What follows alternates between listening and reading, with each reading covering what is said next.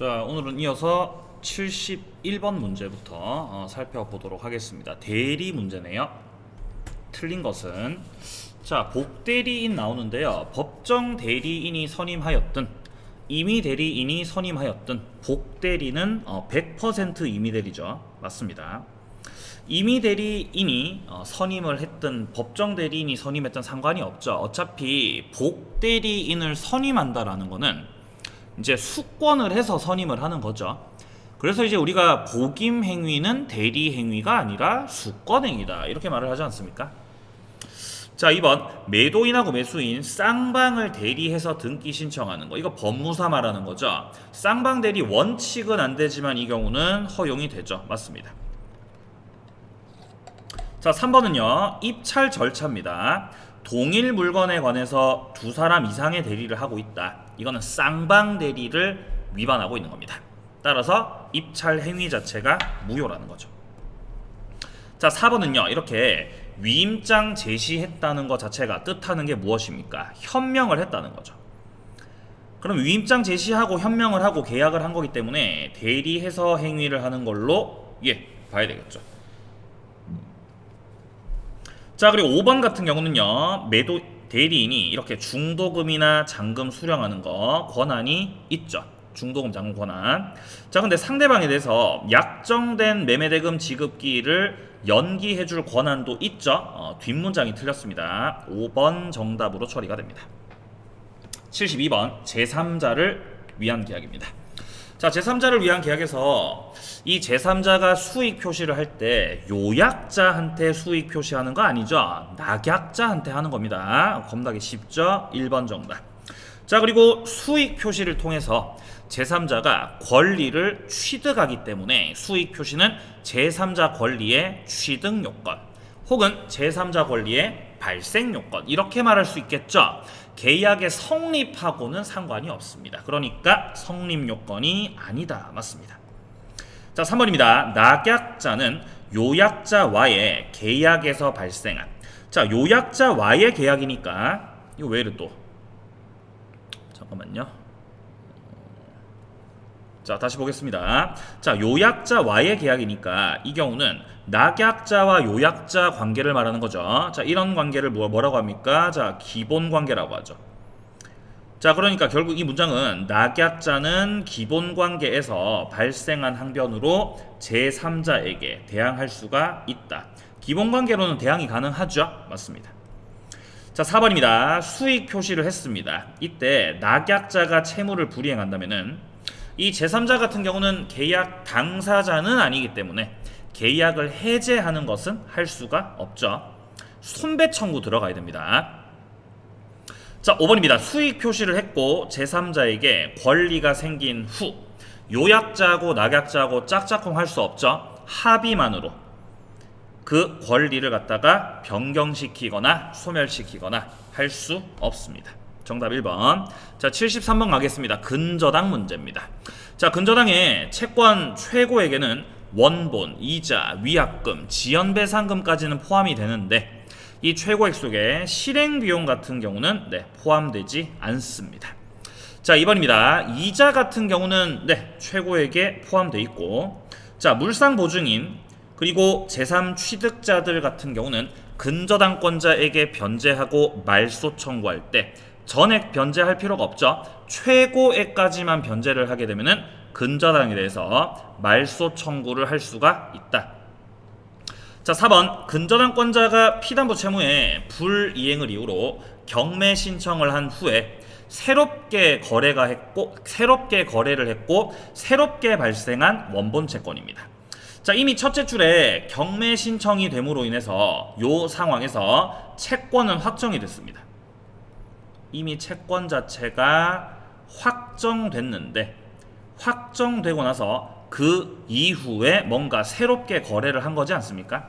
그러면 새로운 거래를 해가지고 새롭게 생긴 원본 채권 같은 경우는 기존의 근저당으로는 담보가 되지 않는 거죠.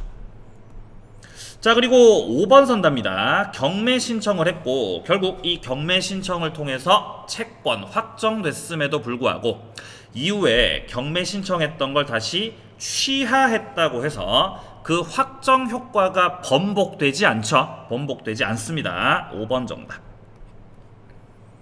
자, 74번입니다. 동시이행의 항변권입니다. 자, 계약 자체가 무효가 됐기 때문에 양 당사자는 이제 받았던 것들을 서로 돌려줘야 되죠. 각 당사자의 반환 의무는 동시이행 관계입니다. 자, 2번 선단은요, 책임 있는 사유로 이 채무가 손해배상 청구로 바뀌었습니다. 그러면 기존의 채권 채무가 모습을 바꾼 거죠. 이거는 기존 채권 채무의 연장선으로 봐야 되기 때문에 동시이행 관계가 소멸하지 않죠. 2번 정답. 자, 3번입니다. 이행 제공이 없더라도 이행하지 않으면은 이행 지체 책임이 없는 거죠. 그러니까 여기서는 채무자하고 상대방하고 둘 다 안 하고 있는 상태라는 거죠. 쌍무 계약에서 채무자도 안 하고 상대방도 안 하고 둘 다 계약의 내용을 이행하지 않고 있다는 거죠. 그러면 둘 다 안 하고 있고 둘 다 동시 이행의 항변권을 가지고 있는 상황이기 때문에 이 경우는 둘 다 지체 책임을 지지 않습니다. 지체 책임 없다. 자, 그리고 상대방이 채무 이행에 쫓아서 이행 제공을 했다. 상대방 쪽에서 이행을 했으니까 이 경우는 균형이 무너지게 되겠죠. 그런 경우는 항변권 행사를 할 수가 없을 것입니다. 둘 다 안 하고 있을 때 항변권 행사가 되는 거죠. 자, 5번 선단은 선이행 의무를 부담하고 있는 사람이라고 하더라도 상대방의 이행이 곤란한 현저한 사유가 존재한다는 거죠. 이때 인정되는 항변권이 있었죠. 이런 항변권을 불안의 항변이다 라고 하는 거죠. 네, 맞습니다. 정답은 2번입니다. 자, 그럼 75번으로 가보겠습니다. 2009년도입니다. X부동산을 취득하려는 갑입니다. 을과 명의신탁 약정을 했고 을이 계약 당사자로서 선의의 병으로부터 부동산 매수했다는 거죠. 그럼 매도자가 누굽니까? 매도자가 지금 병이라는 거죠. 자, 매도자가 병이고 이 병으로부터 매수하는 사람이 을, 그리고 갑이 을하고 명의신탁을 했고 을에게 자금을 제공했겠죠. 그럼 을은 이제 수탁자로서 병과 계약을 체결했고 수탁자가 등기를 넘겨받는 형태의 계약 명의신탁이 되는 것입니다. 자, 그리고 지금 문제에서 선의의 병이라고 주어졌기 때문에 병이 선의, 그럼 매매계약이 유효, 그리고 수탁자 명의로 격려된 등기도 유효가 되겠죠. 그러면 소유자가 을 되는 거고, 그러면 신탁자 갑은 여기에 대해서 수탁자 을에게 부동산 돌려달라고 할 수는 없죠. 갑이 을에게 제공했던 자금이 있지 않습니까? 그러면 그 자금, 돈을 돌려달라고 부당이득 반환 청구를 할 수가 있겠습니다. 하지만 이때 을이 그 돈을 돌려주지 않는다고 해서 갑이 여기에 대해서 유치권 행사를 할 수 있냐? 라고 물어본다면은 이때 신탁자 갑은 명의 신탁된 부동산에 대해서 유치권 행사는 할 수가 없는 거죠. 자, 1번 명의 신탁은 당연히 무효입니다. 배우자가 아니라 여자친구죠. 자, 2번 갑이 을 상대로 부동산 달라고 청구할 수는 없다. 맞습니다.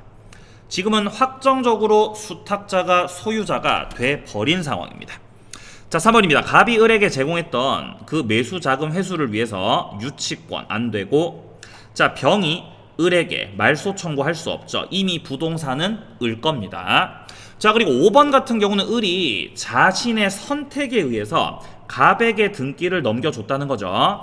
을에게 지금 유효하게 부동산이 넘어왔는데 을이 자발적으로 갑한테 등기를 넘겨주었다는 겁니다.